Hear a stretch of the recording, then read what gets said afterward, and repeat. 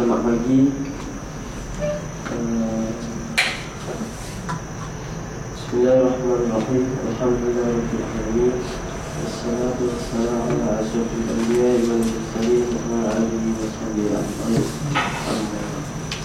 Jadi dengan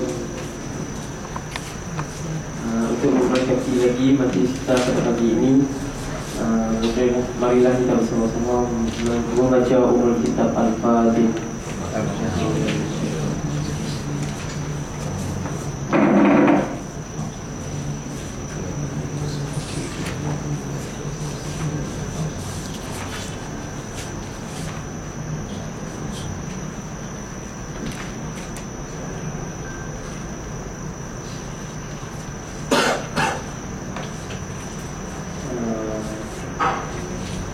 Yang mulia Ustaz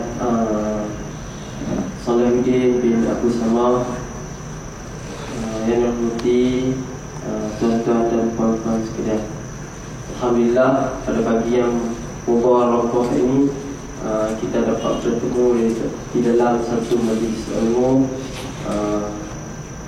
Jadi terima kasihlah diucapkan kepada semua tuan-tuan dan puan-puan semua kerana dapat menghadirkan diri ke dalam majlis ilmu kita pada pagi ini. Jadi majlis tanpa membuang masa, majlis menjemput Al-Fadhil Ustaz Abu Samah Ustaz Salahuddin bin Abu Samah untuk memberikan kuliah pada pagi ini.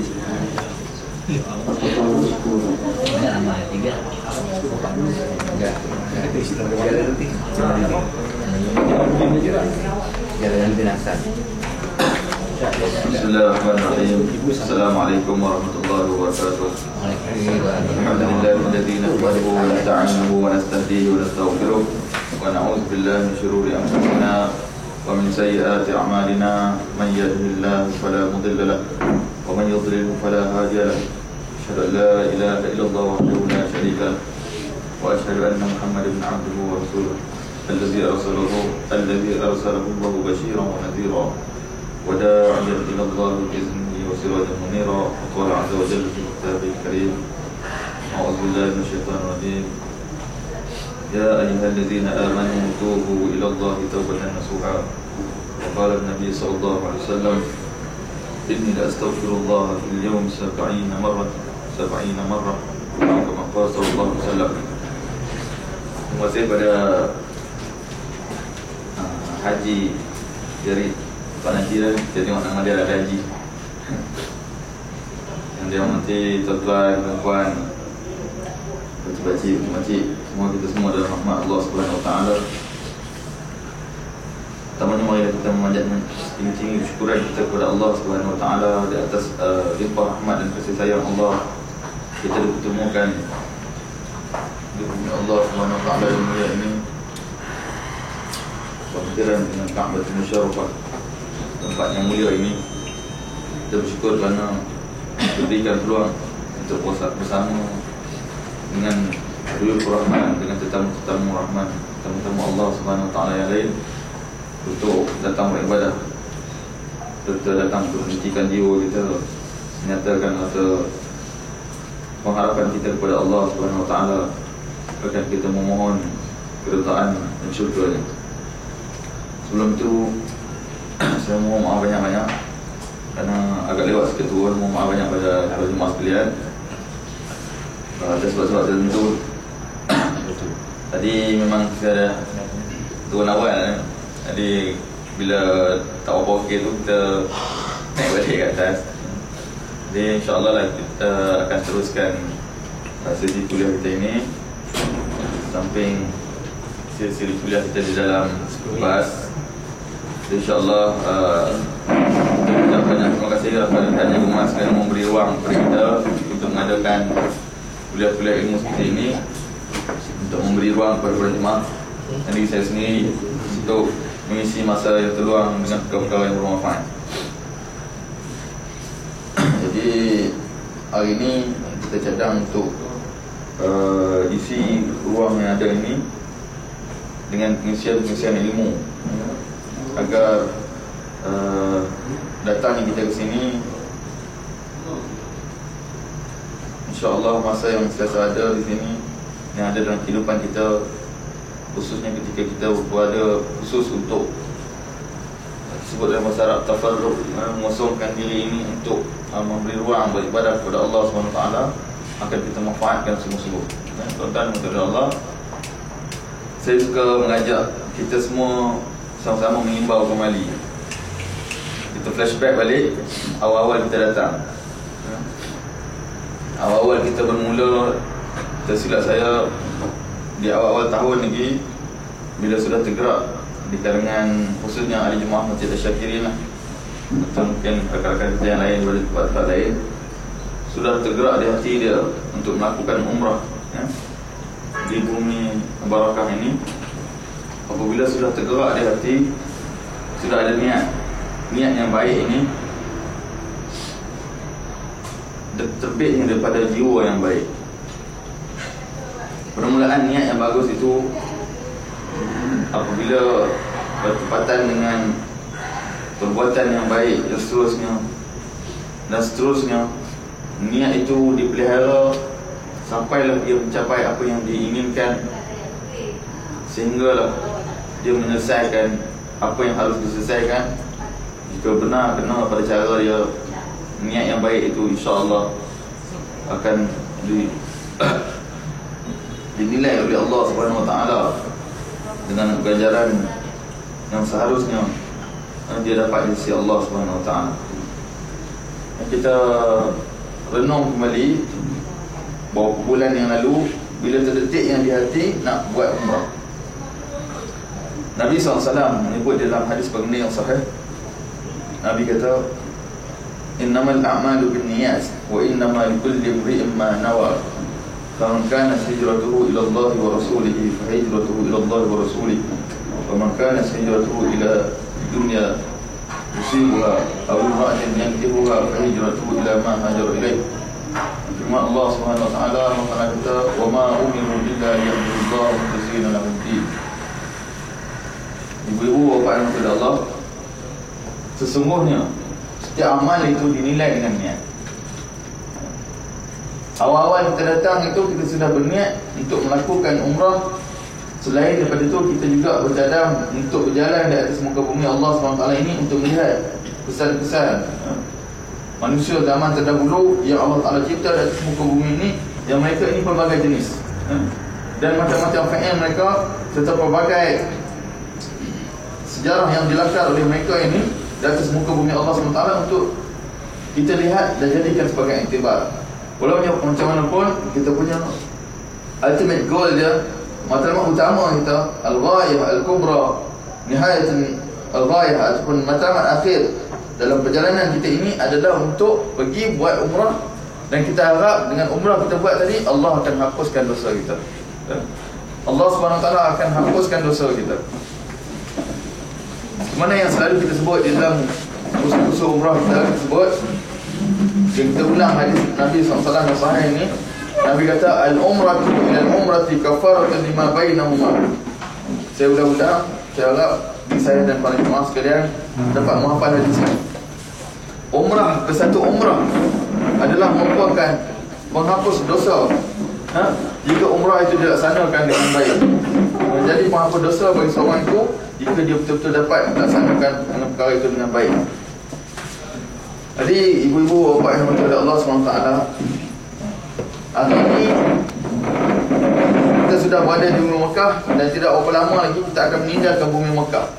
Adakah matlamat awal yang kita letak awal-awal itu kita rasa kita dah dapat? Ini tujuan yang dibuat kuliah seperti ini ataupun tazkirah ini, untuk memberi peringatan kepada kita. Adakah kita dah dapat apa yang kita inginkan di peringkat awal itu? Jika tidak, duit yang kita bayar, harta yang kita laburkan, tenaga yang kita keluarkan, perasaan yang kita korbankan, dan segala apa yang kita telah korbankan demi untuk datang ke sini, na'udzubillah min zalik, akan menjadi sia-sia jika kita tak dapat apa yang seharusnya kita dapat, yang telah kita letakkan, kita niatkan di dalam hati kita pada awal-awal kedatangan kita di sini. Perkara ini perlu diperingatkan kerana Kita takut sepanjang perjalanan kita ke sini berlaku perkara-perkara yang boleh mencalar niat kita di peringkat awal. Perkara itu boleh lihat pada keadaan diri kita sendiri. Masing-masing boleh nilai diri dia. Boleh nilai diri dia. Dia datang sini, dia dipermudahkan oleh Allah tak untuk melakukan perkara tersebut, ataupun dia dah nampak jalan untuk berbuat perkara demikian, tetapi anggota tubuh badan dia, jiwa dia tidak ada perasaan untuk mengejar ciri-ciri orang yang mendapat umrah yang terima di sisi Allah Subhanahu Wa Taala. Untuk itu ibu-ibu dan bapa yang dirahmati Allah Subhanahu Wa Taala, pagi ini antara perkara yang kita nak cakapkan di sini demi untuk mencapai apa yang kita nyatakan pada awal, ialah satu perkara yang kita namakan dia sebagai at-taubah. Taubat. Taubat yang harus kita perkatakan pada hari ini untuk kita kaitkan dengan matlamat utama kita datang, yang saya sebut ke awal tadi. Jika awal-awal kita datang, insya-Allah kita yakin semua orang dah letakkan niat di hati dia, dah set up, dah letakkan awal-awal dekat hati dia, ada pemikiran dia, otak dia bahawa dia datang sini tak ada apa yang nak dikejar melainkan mendapatkan pengampunan Allah Subhanahu Wa Taala. Dia harap, ya Allah, bila aku datang sini, Engkau akan hapuskan dosa aku yang lalu, ya Allah. Ya Allah, ketika mana dulu sebelum ini hidup aku dalam keadaan tidak betul-betul ikut kehendak-Mu, ya Allah. Solat aku tidak di awal waktu. Kadang-kadang na'udzubillah min zalik, barangkali ada dalam kehidupan aku yang pernah mencuaikan solat. Ya Allah, barangkali dalam kehidupan aku sebelum aku datang sini, walaupun barangkali aku sudah menunaikan haji, aku belum melaksanakan perkara yang sewajarnya aku laksanakan sebagai hamba-Mu, ya Allah. Akhlak aku tidak seperti akhlak yang seharusnya orang yang memiliki title seorang yang mendapat gelar, orang yang sudah melakukan ibadah haji, ataupun aku yang sudah orang kenal pulang daripada tanah haram ini, belum melaksanakan dalam kehidupan aku ini pelbagai perkara yang seharusnya orang tahu. Bila seseorang balik daripada tanah haram, dia akan bersifat dengan sifat, kalau dia mempunyai haji yang mabrur, ataupun satu ketika dulu dia pernah hadir buat umrah di sini, dia pulang seharusnya dia memiliki sifat-sifat yang ditunjukkan oleh Rasulullah SAW. Tapi bila dia cek diri dia, dia rasa bahawa dia belum memiliki lagi akhlak yang sedemikian. Ataupun yang kita sebut tadi, dia bermuhasabah bahawa ibadat dia belum betul-betul sewajarnya dia jadikan. Dia boleh lihat bahawa dia adalah orang yang betul-betul taat pada perintah Allah Subhanahu Wa Taala.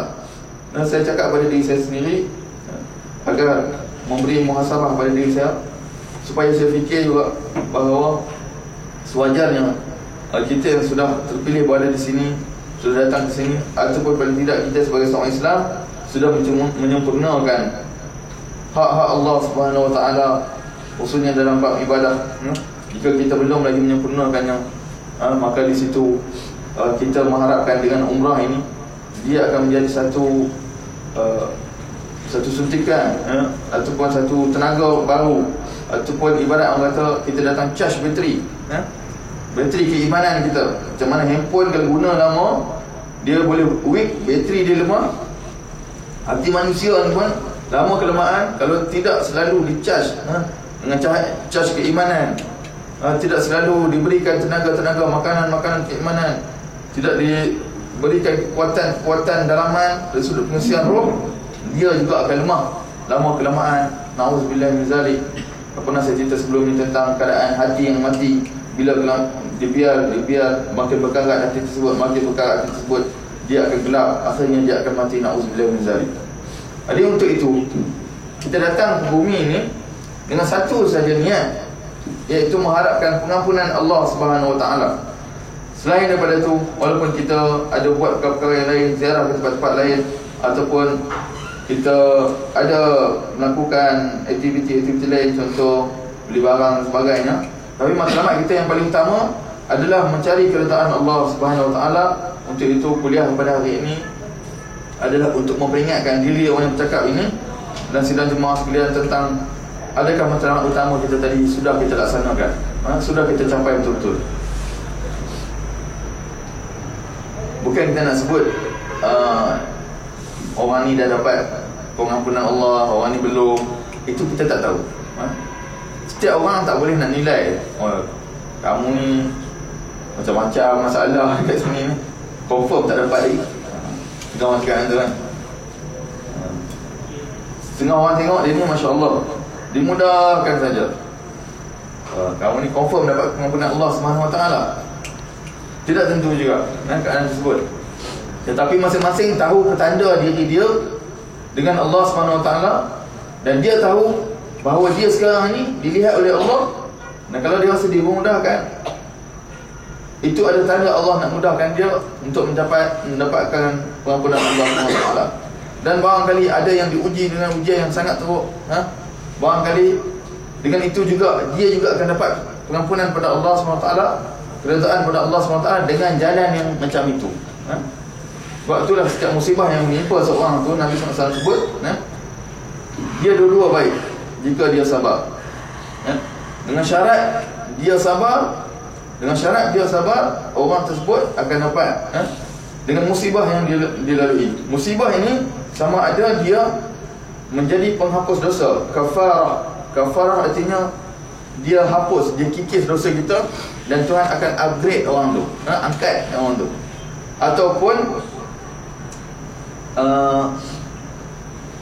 dengan musibah yang dilalui, yang terima daripada dia, daripada keadaan dia yang banyak dosa tu, Tuhan kurangkan dosa dia, dia mula berada di level yang tinggi sedikit daripada kedudukan yang dia duduk, yang dia berada pada sebelum ni, Itu yang kita sebut kafarah ini, dia cuci dosa. Dan satu lagi, dia akan mengangkat orang tu pergi tempat yang lebih tinggi di sisi Allah Subhanahu Wa Taala. Jadi ibu-ibu bapa yang sekalian, hari ini kita pakai cek, kita nilai diri kita sendiri, kita tengok diri kita, kita katakan sebagai postmortem, muhasabah. Dah tak berapa hari lagi dah kita nak balik. Kita boleh rasakan dalam diri sendiri lah. Saya tak berani nak cakap, oh pakcik ni alhamdulillah, pakcik masalah, saya macam ni keadaan. Setiap orang dia boleh nilai keadaan dia sendiri.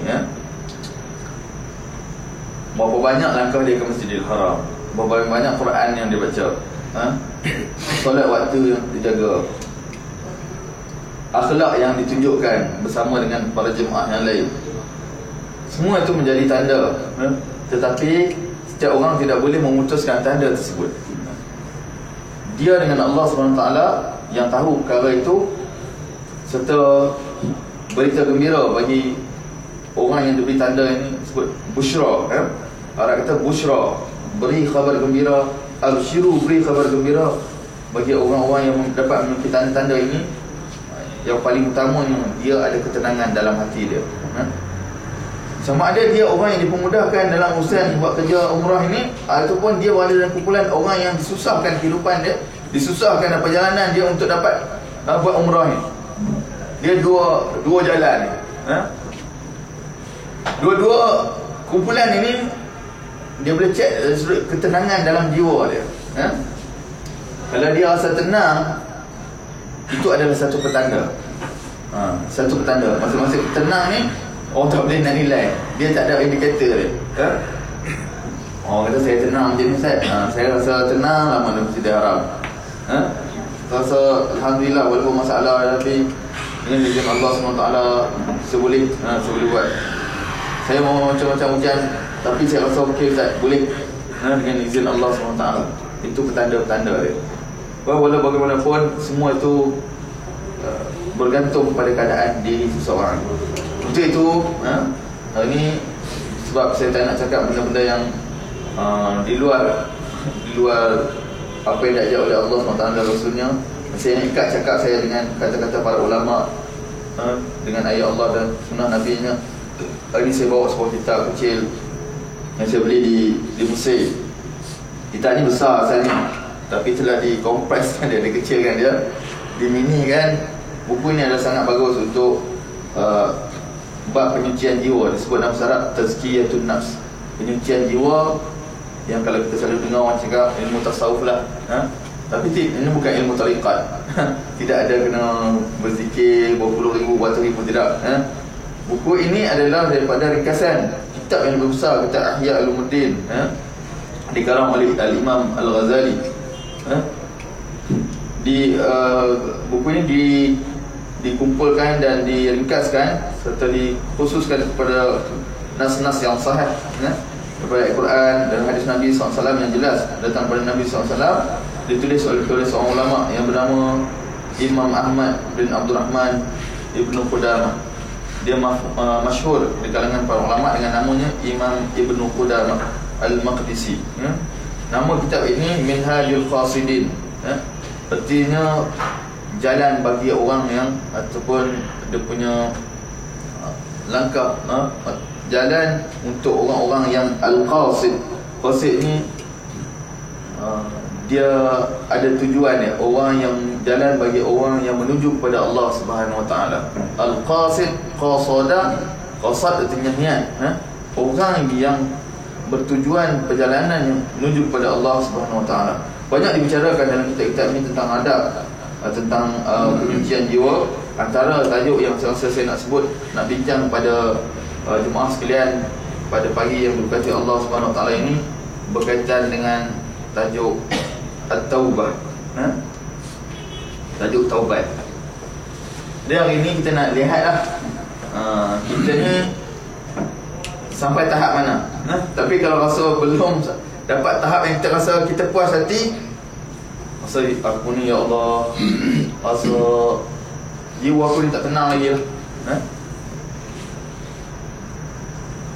Dosa yang sebelum ni masih lagi menghantui aku, masih lagi menyelaputi hati aku ni.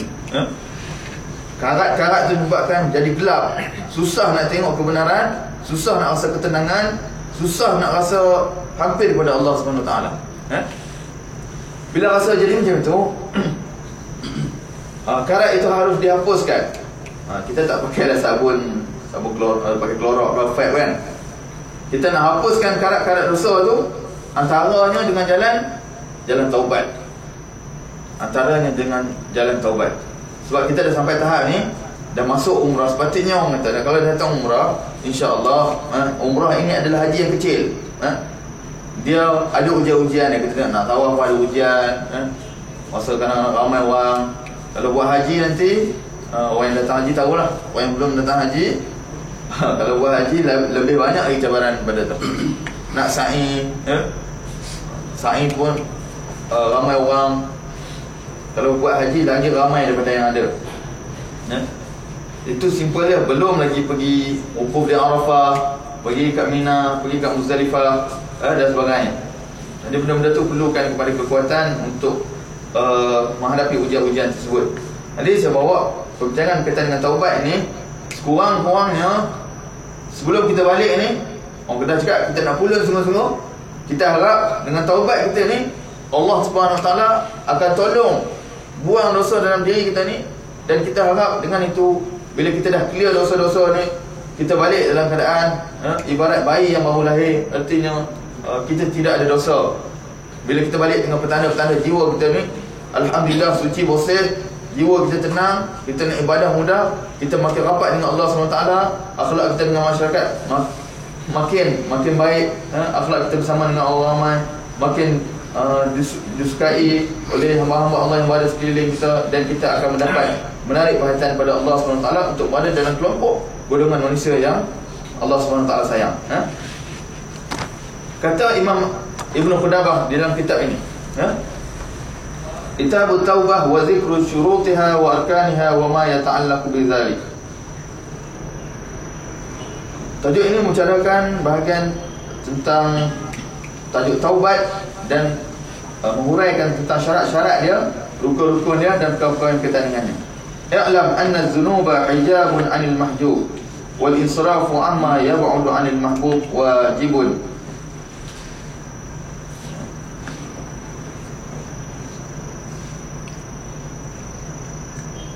Dia buat perbandingan di sini.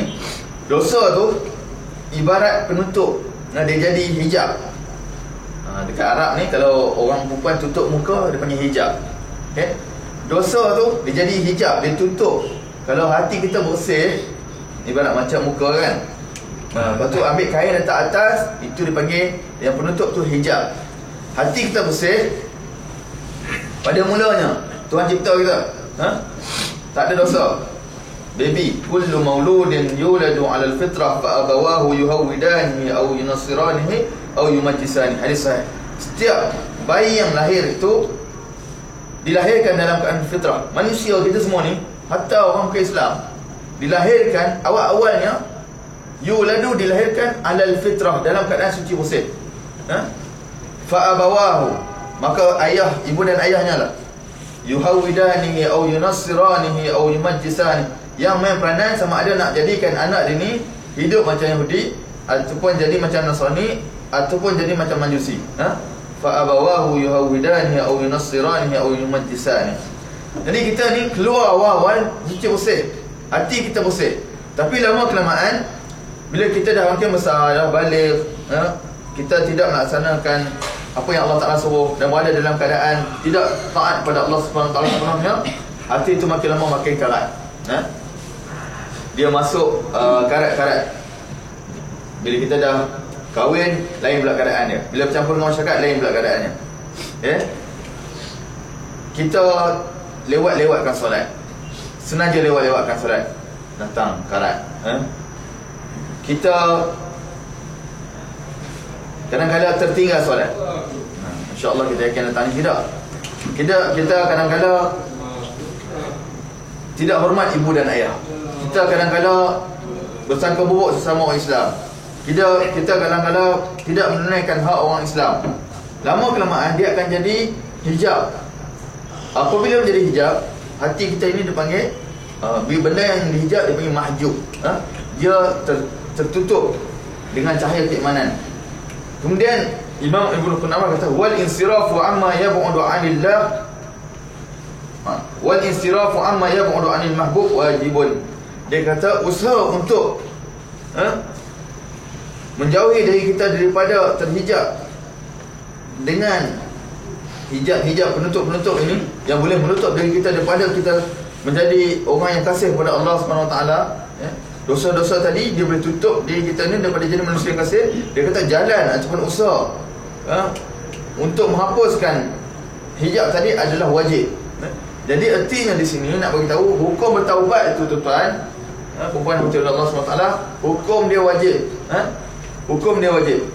Kalau tak taubat, kita jadi berdosa. Sebab apa? Sebab kita tidak berusaha menghapuskan dosa kita. Kadang-kadang orang tanya, orang kata soalan, orang bagi, Ustaz, saya rasa saya ni okey semua, beres, never mind lah Ustaz, saya ni jenis setiap tahun datang umrah, confirm clear bersih. Dia juga wajib tak bertaubat orang macam ni? Nabi SAW kata kita semua wajib bertaubat.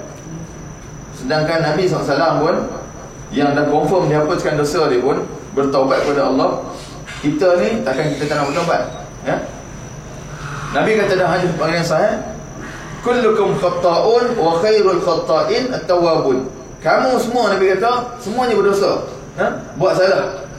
Wa khairul khatta'in at-tawwabun. Dan sebaik-baik orang yang banyak buat dosa ni adalah orang-orang yang bertaubat. Nabi sebut semua kita ni berdosa. Jadi kita tak boleh nak rasa aku ni okey. Ustaz, saya ni masya-Allah kalau solat 5 waktu memang confirm solat. Jadi dia datang perasaan, mana ada dosa saya ni. Saya kalau orang minta sedekah, confirm insya-Allah tak ada masalah nak bagi sedekah ke orang. InsyaAllah lah. Kalau dia kata insyaAllah tu okey. Tapi statement yang seterusnya, saya tak ada dosa Ustaz. Pernah kita jumpa orang tu banyak buat kebaikan. Saya rasa saya ni, kalau Ustaz nak ceramah dekat orang lain. Saya ni bukan orang yang kena, mesti kena ceramah macam ni. Saya ni insyaAllah Ustaz, bab-bab ni haji banyak kali lah, umrah pun banyak kali, sedekah pun banyak. Kalau program kebajikan, mana program kebajikan saya tak pergi, saya tak bagi duit, mesti saya bagi. Dia datang perasaan itu, dia sebut bahaya, sangat bahaya, kerana dia rasa dia selamat. Sedangkan Nabi kata kita mesti bertaubat. Saya akan tunjuk tuan-tuan, satu-satu apa yang dinyatakan oleh para ulama. Sebab apa kita kena taubat? Sebab kita ni memang manusia yang sangat berhajat kepada pengampunan Allah SWT. Kalau Nabi SAW, dan hadis yang saya baca mula tadi, sehari semalam Nabi akan bertaubat, beristighfar. Ada satu riwayat kata 100 kali, ada satu riwayat kata 70 kali. Kita sekali pun tak pernah, kita rasa kita orang manusia paling hebat. Itu adalah sangat-sangat bahaya. Kita berada dalam keadaan yang saja membiarkan diri kita berada dalam kelompok yang na'udzubillah min zalik, tertipu dengan diri sendiri. Okey, apa kata Imam Ibn Qudamah lagi? Dia kata taubat ini nak sempurna dia ada 3 step. Pertamanya dengan ilmu, keduanya dengan penyesalan, ketiganya dengan keazaman. Dalam syarat dia kata innama yutimmu bidzalika bil ilmi, dengan ilmu, wan nadami, nadam dalam syarat artinya penyesalan, ilmu, sesal, kemudian wal azmi, dan azam. Orang nak bertaubat mesti kena ada ilmu. Bukan memang boleh taubat dia kan.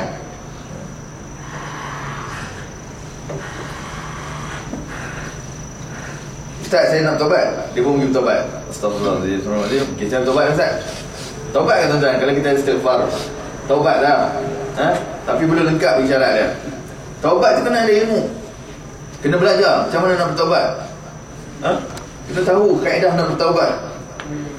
Dan kemudian taubat itu, selepas tahu, dia mesti datang dengan penyesalan. Kalau dia tak datang sesal, dia pergi Masjidil Haram, dia tengok khabar, Astagfirullahaladzim, Astagfirullahaladzim, ya Allah aku bertaubat.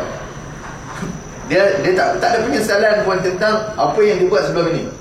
Dia datangkan. Sebab tu kita kata kalau boleh pijak, bila pijak je Masjidil Haram, duduk sekeliling Kaabah, cuba datangkan sebab dalam syarat istisyar, kena datangkan perasaan tu, dia punya insting naluri tu, kena rasa bahawa dia ni sangat buat salah, sangat berdosa kepada Allah SWT. Walaupun kadang-kadang dia kata, kalau ikut dia punya track record dalam kehidupan dia, ya Allah aku ni memang tak pernah buat maksiat, zina tak pernah, mencuri tak pernah, macam-macam lah. Tapi dia kena ingat, dia tidak lepas daripada melakukan dosa-dosa, sama ada dosa kecil ataupun benda-benda yang tidak disangka. Jadi kena ada penyesalan. Astagfirullahaladzim, ya Allah aku banyak buat dosa, ya Allah. Dia kena datang penyesalan. Kemudian lepas datang sesal, kena datang azam. Ilmu, sesal, azam. Innama yutimmu bidzalika bil ilmi wal nadami wal azmi. Azam macam mana tuan-tuan? Azam lepas ni, ya Allah aku balik nanti, aku azam sungguh-sungguh. Kalau dulu sebelum ni aku bukan di kalangan orang-orang yang istiqamah dengan solat, yang committed, yang ada komitmen yang tinggi untuk jaga solat. Aku balik nanti at least, paling tidak, paling kurang aku balik nanti insya-Allah solat 5 waktu ni sentiasa di awal waktu aku adalah orang yang melaksanakan. Lagi baik setiap awal waktu untuk aku berada dalam jemaah di masjid, aku sentiasa berada di saf awal. Itu adalah satu buah petanda natijah.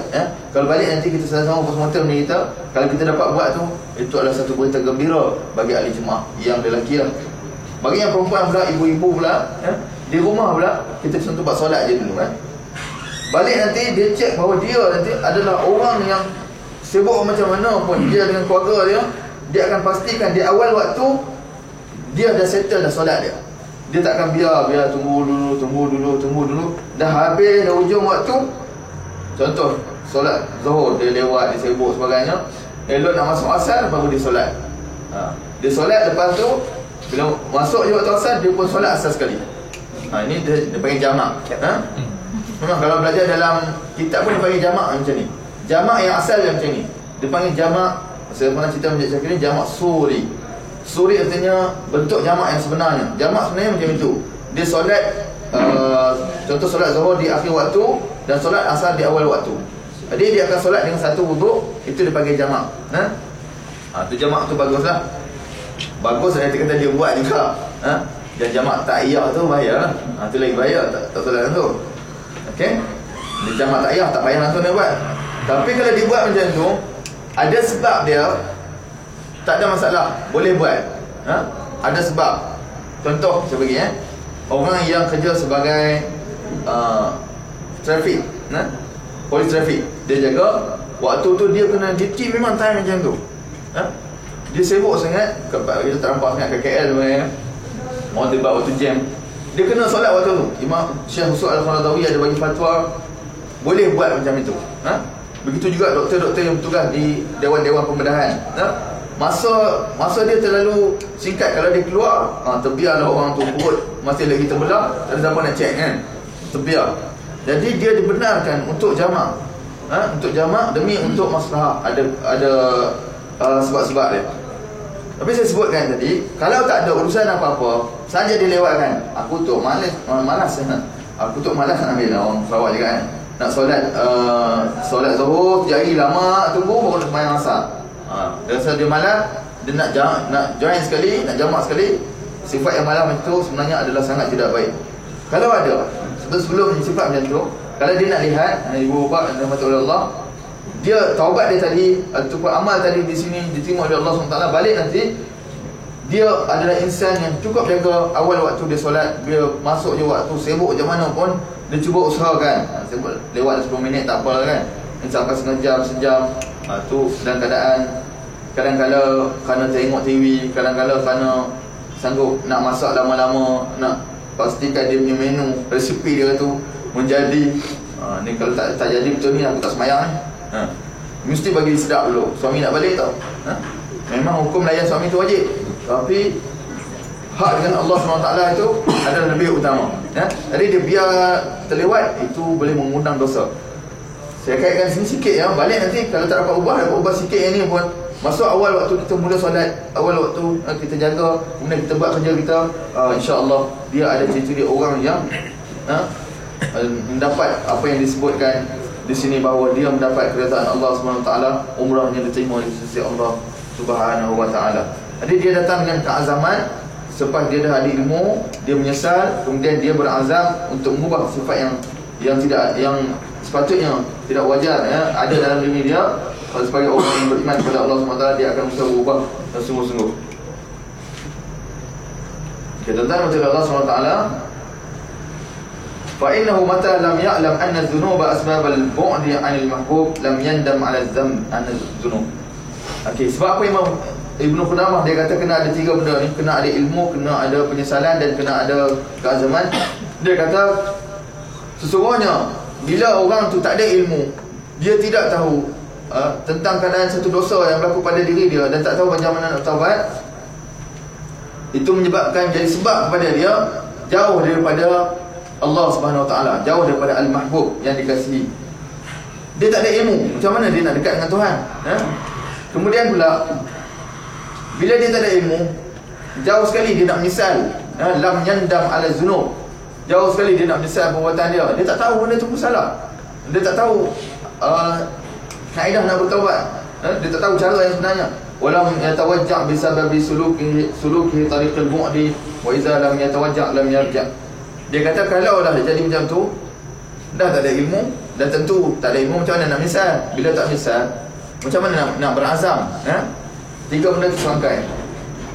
Jadi Allah Subhanahu Wa Taala berfirman dalam membicarakan tentang bab taubat ini, yang saya baca ayat Allah Subhanahu Wa Taala, a'udzubillahi minasyaitanir rajim, wa tubu ilallahi jami'an ayyuhal mu'minun la'allakum tuflihun. Wa tubu ilallahi jami'an ayyuhal mu'minun la'allakum tuflihun. Allah Taala seru, Tuhan kata, bertaubatlah kamu semua. Tubu, artinya bertaubatlah kamu kepada Allah SWT, wahai orang-orang yang beriman, la'allakum tuflihun, moga-moga kamu berjaya. Saya seru diri saya dan ibu-ibu bapa yang mati oleh Allah SWT sekalian, marilah kita bertaubat kepada Allah SWT. Seharusnya mula-mula kita mengucap labbaik Allahumma labbaik. Pernah kita sebut itu, labbaik Allahumma labbaik, ya Allah, aku sahut seruanmu ya Allah. Datangkan dalam hati, kita peluang lagi nak buat umrah lagi, nanti pergi Hudaybiyah kita nak buat umrah, ataupun nak buat umrah sendiri pun boleh. Cari sedia orang bantu. Nak buat umrah, nak pergi sendiri boleh. Bila kita sebut labbaik Allahumma labbaik, aku sahut seruanmu ya Allah. Erti labbaik Allahumma labbaik, artinya aku sahut seruanmu ya Allah, aku sahut seruanmu ya Allah. Labbaik Allahumma labbaik, labbaik la syarika laka labbaik, aku sahut seruanmu ya Allah, dan aku sahut Engkau lah, aku sahut seruan Engkau sebagai Tuhan, tidak ada Tuhan melainkan Engkau ya Allah. labbaik la syarika lak labbaik, innal hamda, sesungguhnya pujian, wal innal hamda wan ni'mata, dan nikmat, innal hamda wan ni'mata laka wal mulk, adalah bagi engkau ya Allah, dan segala kerajaan adalah milikmu. Innal hamda wan ni'mata laka wal mulk la syarika lak, dan tidak ada sekutu bagimu ya Allah, hanya engkau sahaja Tuhan kami. Tapi bila kita sebut je labbaik Allahumma labbaik tu, kena datang dalam hati. Kalau boleh, kita minta kalau boleh di kita semua, kalau kita rasa segan nak nangis depan orang ramai, kita nangis seorang-seorang. Pergi dalam Masjidil Haram tu, cari sudut. Saya rasa kalau lagi baik, tuan-tuan lagi rapat dengan Kaabah, dia perasaan dia tu lagi sayu. Kalau dapat yang lelaki, dapat cium Hajar Aswad, dapat masuk dalam hijir Ismail tu pun, saya rasa dia punya perasaan itu lain. Ibu-ibu yang kita dapat sampai ke sana, kaum wanita, tengok jauh, tengok Kaabah tu, cuba train hati ni, dia nak menitis air mata.